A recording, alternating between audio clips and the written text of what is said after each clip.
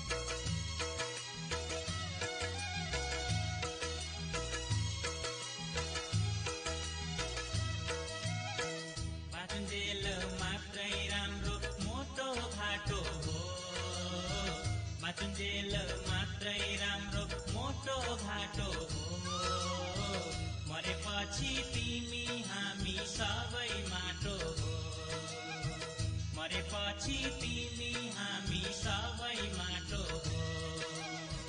घमण्ड र अहंकार नगर परानी, घमण्ड र अहंकार नगर परानी, जतिमै हुँ भने पनि हुन्छ खरानी, जतिमै हुँ भने पनि हुन्छ खरानी। बोलिदेन पापी मन राम राम बोल, बोलिदेन पापी मन राम राम बोल, जिन्दगीको छैन मोल राम नाम बोल, जिन्दगीको छैन मोल राम नाम बोल।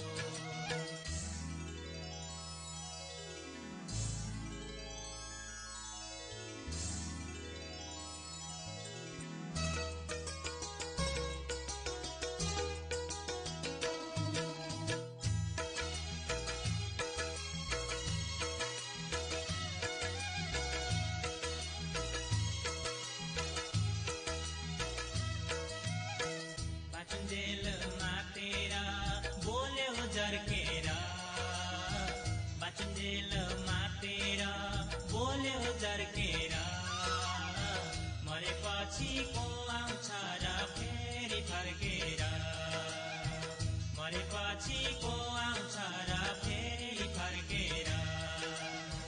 धनी मानी नहिन धेरै नक्कल पारेर, धनी मानी नहिन धेरै नक्कल पारेर, कले लाग्यो सम्पत्ति पोको पारेर, कले लाग्यो सम्पत्ति पोको पारेर।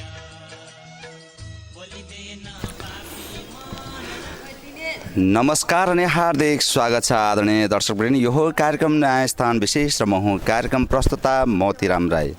आदरणीय दर्शकवृन्द, यस कार्यक्रममा हामीले यहाँलाई विभिन्न जिल्ला तथा नगरपालिकाभित्र रहेका धार्मिक, ऐतिहासिक तथा पर्यटकीय क्षेत्रहरूको विशेषता र महत्त्वबारे जानकारी प्रस्तुत गर्ने गर्दछौँ। साथसाथै कार्यक्रमको बीचमा हामीले समसामयिक विषयमा आधारित रहेर सम्बन्धित क्षेत्रका बौद्धिक व्यक्तित्वहरूसँगको कुराकानीलाई पनि हामीले हाम्रो कार्यक्रममा प्रस्तुत गर्दै जानेछौँ। आदरणीय दर्शकवृन्द, यो हाम्रो कार्यक्रम एकदमै विशुद्ध सामाजिक सूचनामूलक र सन्देशमूलक कार्यक्रम रहेको हुँदा यस कार्यक्रममा हामीले कुनै पनि त्यस्ता विवादित विषयहरू, त्यस्ता मुद्दा मामिलाका विषयहरू या भनौँ कुनै पनि व्यक्तिको चरित्रमाथि आघात पुग्ने खालका त्यस्ता विषयवस्तुहरू हामीले कदापि प्रस्तुत गर्ने छैनौँ। यो हाम्रो कार्यक्रमको मुख्य उद्देश्य भनेको नै त्यस्ता ऐतिहासिक महत्त्व बोकेका त्यस्ता स्थान स्थलहरूको बारेमा सही जानकारी हाम्रा दूरदराज छरेर बस्नुभएका आदरणीय दर्शकवृन्दलाई दिन हो र साथसाथै त्यस्ता ऐतिहासिक महत्त्व बोकेका त्यस्ता स्थान स्थलहरूको विकास संरक्षण र सम्वर्धन गर्दै लानुपर्ने हो। आदरणीय दर्शकवृन्द, वास्तवमा यो हाम्रो मातृभूमि, यो हाम्रो राष्ट्रभूमि प्रकृतिको खानी स्वर्गकै रानी हो भनेर भन्दा पनि फरक नपर्दा यहाँका ती मनोरम दृश्यहरूले हाम्रो मन मस्तिष्कलाई लोभ्याएको छ। साथै सङ्गीतको माध्यमले पनि यो हाम्रो मन मस्तिष्कलाई तरङ्गित तुल्याएको छ। ती कलकल बग्ने नदीहरू, ती छङछङ गर्ने झरनाहरूले पनि सङ्गीतका धुनहरूलाई गुन्जायमान गरेको छ। त्यसै गरी पन्छीहरू, डाँफे मुनाल कोइलीले पनि सङ्गीतका धुनहरूलाई गुन्जायमान गरेको छ। त्यसै गरी ती हिमाल लेकमा फुल्ने लाली गुराँस, आँखीसल्ला, धुपीसल्लाले पनि सङ्गीतका धुनहरूलाई गुन्जायमान गरेको छ र हाम्रो मन मस्तिष्कलाई ताजा बनाएको छ। अर्को शब्दमा भन्ने हो भने आदरणीय दर्शकवृन्द, यो हाम्रो मातृभूमि वास्तवमा प्रकृतिको न्यानो काखमा लुटपुट गरिरहेको जस्तो अनुभूति हुन्छ, या भनौँ प्रकृतिले नै यो हाम्रो मातृभूमिलाई सुसज्जित गरेर हामी मानव जातिलाई उपहार स्वरूप प्रदान गरेको जस्तो अनुभूति हुन्छ। आदरणीय दर्शकवृन्द, आज हामीले नयाँ स्थान विशेषको जानकारी दिने क्रममा सुनसरी जिल्लाको बराहा क्षेत्र नगरपालिका 1 भित्र अवस्थित अति नै प्राचीन हरिद्वार चत्राधामको सेरोफेरो रहेर हामीले हाम्रो कार्यक्रम प्रस्तुत गरिरहेका छौँ। आज हामीले यहाँहरू समक्ष यो प्राचीन हरिद्वारभित्र रहेका यस्ता धार्मिक स्थलहरूको बारेमा जानकारी दिनेछौँ र साथै यस धार्मिक क्षेत्रसँग आबद्ध रहनुभएका या भनौँ यहाँको जति पनि मठ मन्दिरहरू छन् यसको व्यवस्थापनका लागि चाहिँ अहोरात्र खटिरहनुभएका व्यक्तित्वहरूसँगको कुराकानी पनि हामीले यस कार्यक्रममा प्रस्तुत गर्दै जानेछौँ।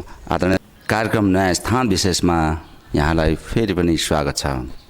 आदरणीय दर्शकवृन्द, आज हामी नयाँ स्थान विशेष अन्तर्गत सुनसरी जिल्लाको बराहा क्षेत्र नगरपालिका 1 मा अवस्थित अति नै प्राचीन हरिद्वार चत्राधामको सेरोफेरो रहेर हामीले हाम्रो कार्यक्रम प्रस्तुत गरिरहेका छौँ।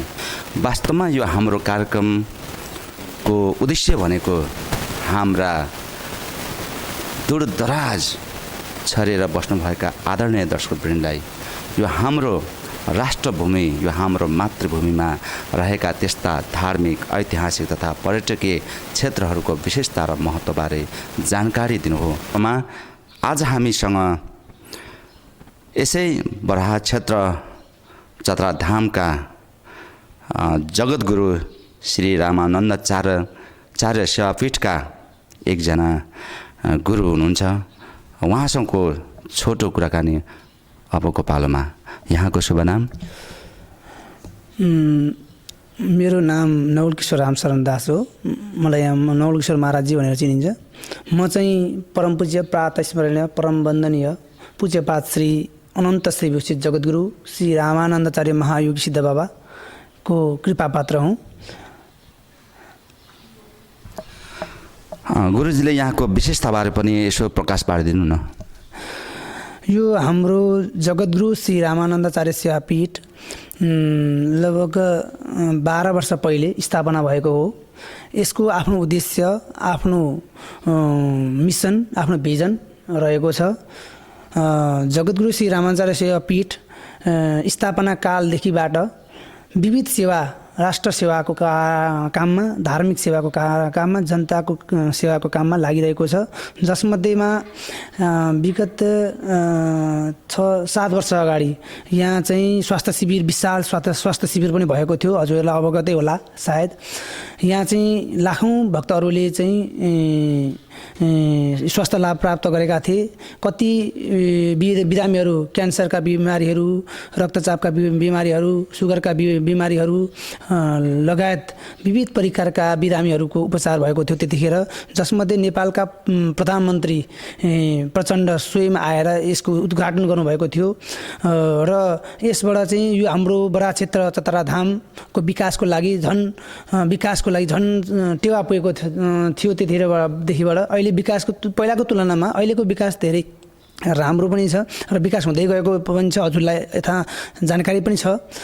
र जगद्गुरु श्री रामानन्दाचार्य सेवापीठ नेपालको धर्म संस्कार संस्कृति को जगेर्ना गर्न र आफ्नो म को हुँ, मेरो कर्तव्य के हो र हामीले गर्नुपर्ने काम के हो भन्ने कुरा उजागर गर्नको लागि स्थापना भएको एक संस्था हो र आफ्नो संस्कार संस्कृतिलाई नै रक्षा गर्नुपर्छ र आफ्नो संस्कार संस्कृतिलाई चिन्नुपर्छ र हाम्रो संस्कार र संस्कृतिलाई नछोडिकन हाम्रो संस्कार संस्कृतिलाई देश विदेशमा प्रचार प्रसार गर्नुपर्छ भन्ने उद्देश्यका साथ स्थापना भएको छ र यस जगद्गुरु श्री रामाचार्य सेवापीठका पीठाधीश्वर अनन्त श्री विकसित जगद्गुरु श्री रामानन्दाचार्य महायोगी सिद्धबाबा सद्गुरुदेव होइसिन्छ। उहाँले पनि यस चतरा धामको प्रचार प्रसारको लागि र चाहिँ यस क्षेत्रकै विकासको लागि यहीँ आएर बस्नुभएको हो। पहिला गुरुदेव चाहिँ भारतको विभिन्न ठाउँमा गएर साधना गर्नुभयो, तप गर्नुभयो र त्यसबाट चाहिँ अब जननी जन्मभूमिश्च स्वर्गदपि गरिएसी भनेर देशको राष्ट्रको कल्याणको लागि म केही गर्नुपर्छ भने म यस जन्मभूमिकै गएर गर्छु भन्ने उद्देश्यले यहाँ आउनुभयो लगभग 12 वर्ष अगाडि। अनि त्यसपछि अनि गुरुजी वास्तवमा यो जीवन र जगतको बारेमा पनि अलिकति हाम्रा दर्शकवृन्दलाई यसो जानकारी प्रस्तुत गरिदिनुहोस् न। हामीले बुझ्नुपर्ने कुरा त के छ भने मनुष्य जीवन के का लागि, हजुरलाई एउटा सानो जानकारी गराउँ। यो क्षेत्रको बारेमा अलिकति जानकारी गराएर मनुष्य जीवनको बारेमा बताउँछु म। पहिलो त हामी अहिले बराह क्षेत्र चतरा धाममा छौँ। यो बराह क्षेत्र पृथ्वीको पहिलो धाम हो। पहिला पृथ्वी जलमग्न हुँदाखेरि पृथ्वीको उद्धारको लागि स्वयं बराहनारायण भगवान अवतरित भएर पृथ्वीको रक्षा गर्नुभयो। यो त्यस्तो ठाउँ हो जहाँ मनु र शतरूपाको मनुष्यको उत्पत्ति नै यस ठाउँबाट भएको हो। हामी शास्त्रहरू बडा पुराणहरूमा यसलाई थाहा पाउन सक्छौँ, त्यसलाई हेर्दाखेरि थाहा पाउन सक्छौँ, पत्ता लगाउन सक्छौँ, शास्त्र अध्ययन गरेर यस क्षेत्रको महत्त्वको बारेमा जानकारी लिन सक्छौँ। जसै गरी वाल्मीकि रामायण पनि यहाँको बारेमा विस्तृत रूपमा वर्णन गरिएको छ। विभिन्न शास्त्रहरूमा यस क्षेत्रको बारेमा वर्णन गरिएको छ। हामीले यदि धर्म आस्था रक्षा गर्ने हो भने शास्त्रहरूको अध्ययन गरेर यस क्षेत्रको महत्त्वको बारेमा बुझाउन जरुरी छ। र अर्को कुरा यस क्षेत्रमा नै मनुष्य जीवनको उत्पत्ति भएको मनु र शतरूपा, अनि यहीँबाट नै मनुष्यहरूको विकास भएको हो। पहिलो कुरा मनुष्य के का लागि भन्दाखेरि बडे भाग मनुष्यत्व नुपावा सुर दुर्लभ सब ग्रन्थनी गावा, शास्त्रले रामचरितमानसमा भनिएको छ। मनुष्य जीवन यति महत्त्व छ यसको बखान गर्न सकिँदैन। स्वर्गका इन्द्र आदि पनि मनुष्य जीवनको लागि प्रार्थना गर्दछन्। अब विचार गर्नुहोस् तपाईँहरू, स्वर्गका इन्द्र पनि मनुष्य जीवनको लागि प्रार्थना गर्छन् भने मनुष्य जीवनको महत्त्व कति होला? 84 लाख योनि हुन्छ भनेर शास्त्रमा वर्णन गरिएको छ। जसमध्येमा सबैभन्दा उत्कृष्ट योनि भनेको मनुष्य योनि हो। यहाँ आएर यस जीवनमा आएर मनुष्यले चाहिँ मोक्षको आकांक्षा गर्दैन, त्यो पथमा हिँड्दैन, आध्यात्मिक पथमा हिँड्दैन भने उसको लागि धिक्कार छ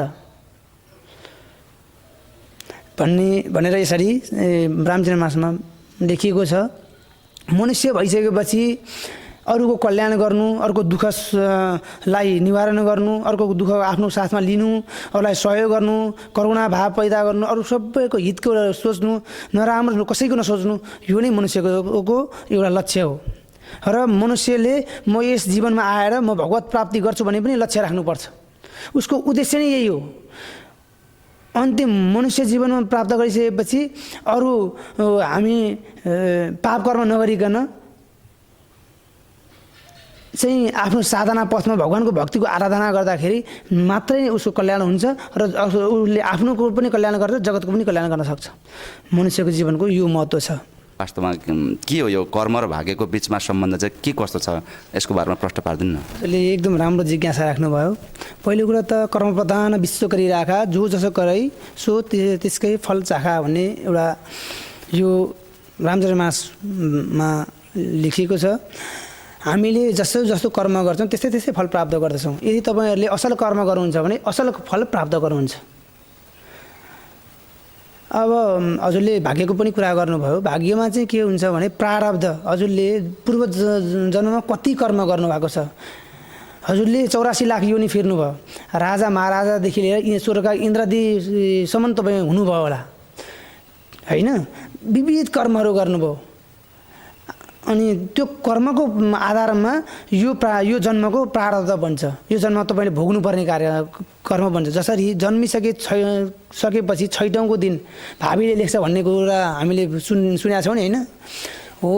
त्यसै अन्तर्गत प्रारब्ध भनेको चाहिँ प्रारब्ध कर्म, सञ्चित कर्म र क्रियामान कर्म, यी तीनटा कर्महरू छन्, जसमध्येमा प्रारब्ध कर्म चाहिँ पूर्वजन्मको कर्म संस्कार अनुसार हामीले भोग्नै पर्छ, अनिवार्य भोग्नै पर्छ। त्यो चाहिँ भाग्यको रूपमा आउँछ। अब हजुरले अहिले जुन भोगिरहनु भएको छ र जब हजुरले गरिरहनु भएको छ, अब कर्म सुधार्न नै सकिन्छ यसलाई। हजुरले चाहिँ आफ्नो विवेक प्रयोग गरेर कुनै जानी नराम्रो कर्म गर्न खोज्दै हुन्छ भने त्यसलाई रोकेर आफूले राम्रो कर्मतिर लाग्नु पर्यो होइन। मानौ कति मान्छेहरू दुखी छन्, बाटोमा हिँड्दा हिँड्दै तपाईँले कतिलाई देख्नुभयो एकदम दुखी बुढाबुढीहरू हुनुहुन्छ, वयोवृद्ध हुनुहुन्छ, उहाँ एकदम बिरामी हुनुहुन्छ, त्यो उहाँलाई सहयोग गर्नुभयो, त्यो करुणाको कार्य भयो। अब होइन त्यतिकै छोडेर हिँड्नुभयो भने त्यो चाहिँ तपाईँको त्यो एउटा ऊ भयो नि, त्यो चाहिँ आफ्नो करुणा भएन। करुणा, दया, क्षमा यी चाहिँ हाम्रो असल कर्म आउँछन्। हामी अर्को सरलता, सहजता यो चाहिँ असल कर्म आउँछन्। अनि अरूलाई दुःख दिने भाव राख्नु, अर्को कर्म नराम्रो निन्दा गर्नु, स्थिति गर्नु, यो चाहिँ नराम्रो कर्म आउँछन्। हामीले जहिले गर्दाखेरि कर्म गर्दाखेरि राम्रो कर्म गर्नुपर्छ, यही नै हो हजुर। यो चाहिँ सेवा फिस्टको अझ उत्तरोत्तर प्रगतिको लागि, अझ यसलाई चाहिँ विकास गर्नको लागि राष्ट्रको तर्फबाट के कस्तो चाहिँ पहल कदमी भइदिए हुन्थ्यो जस्तो लाग्छ यहाँलाई?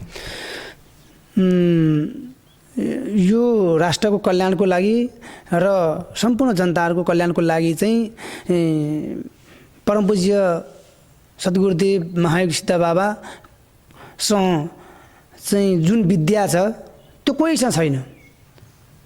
यो विद्याको सही सदुपयोग गरेर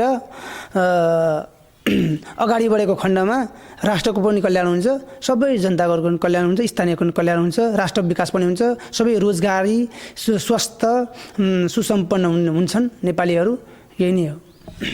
आदरणीय दर्शकवृन्द, वास्तवमा यस्ता चाहिँ धार्मिक स्थलहरू, यस्ता स्थानहरू वास्तवमा चाहिँ यस राष्ट्रका अमूल्य धरोहरहरू हुन् र यस्तो धरोहरहरूको चाहिँ संरक्षण सम्वर्धन चाहिँ गर्ने जिम्मा राष्ट्रको त छँदैछ।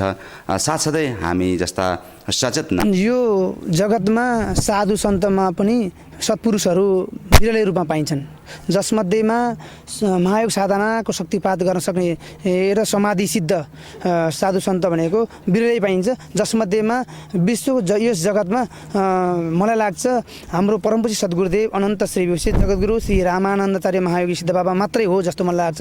र हामीले धेरै ठाउँमा काशी, वृन्दावन, अयोध्या र यो देशको यसो हिसाब गर्ने हो भने पनि यस्तो योग्य पुरुष जसले जगतको बारेमा कणको बारेमा थाहा पाउन सक्ने योग्य पुरुष भनेको महायोग सिद्ध बाबा हो।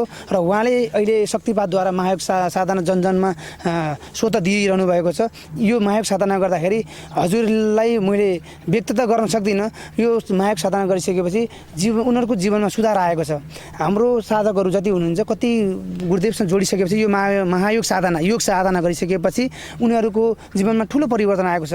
कति लागु औषध दुर्व्यसनीहरू, कति चाहिँ गाँजा, भाङ, धतुरो, चुरोट, विविध मांसाहारी विविध गरिरहेका साधकहरू हुनुहुन्थ्यो पहिला, र यहाँ साधनामा जोडिसकेपछि उनीहरूको जीवनमा परिवर्तन आएको छ।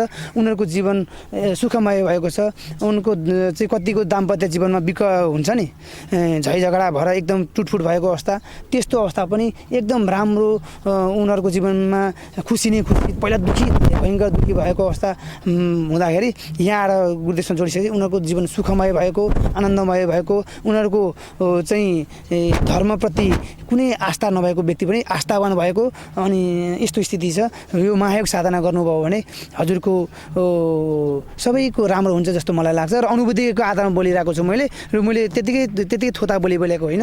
धेरै साधकहरूले अनुभव गर्नुभएको छ। अरू कुरा, हाम्रो महायोग साधना जनजनमा विस्तार भइरहेको छ। जसरी नेपालले चाहिँ त्यति यसलाई महत्त्व दिएको छैन। धर्म संस्कार संस्कृति उनीहरूले चिनेकै छन्। यदि चिन्ने हो भने र चिनाउने हो भने त्यसको कल्याण हुन्छ। र माया साधना नेपाल मात्र नभइकन Bharat, America, Canada, German, France, Spain, Denmark लगायत विभिन्न देशहरूमा अहिले व्यापक रूपमा फैलिरहेको छ। यसको यो यस्तो धर्म आस्था र आफ्नो राष्ट्रियताको उठाउन सक्ने योग्य पुरुष भनेको महायोगी सिद्ध बाबा मात्रै हो। दोस्रो कोही नै छैन मलाई लाग्छ। उहाँ नै हो सद्गुरु, अरू दोस्रो कोही छैन मलाई त्यस्तो लाग्छ। र हजुरहरूले चाहिँ यस्ता सत्पुरुषहरूको रक्षा र उहाँहरूको संरक्षण गर्दाखेरि मात्रै सबैको कल्याण हुन्छ। जय सीताराम। आदरणीय दर्शकवृन्द, यहाँहरूले सम्पूर्ण जानकारी पाइसक्नु भएको छ र हाम्रो कार्यक्रमको निर्धारित समय पनि सकिएको छ। कार्यक्रम सम्बन्धी कुनै सल्लाह सुझाव प्रतिक्रिया भए यहाँले हाम्रो इमेल ठेगाना www.saptakoshi.news.com मा पनि आफ्नो सल्लाह सुझाव प्रतिक्रिया पठाउन सक्नुहुन्छ। र कार्यक्रमलाई हेरिसकेपछि लाइक, कमेन्ट, शेयर र सब्सक्राइब गर्न नबिर्सनुहोला।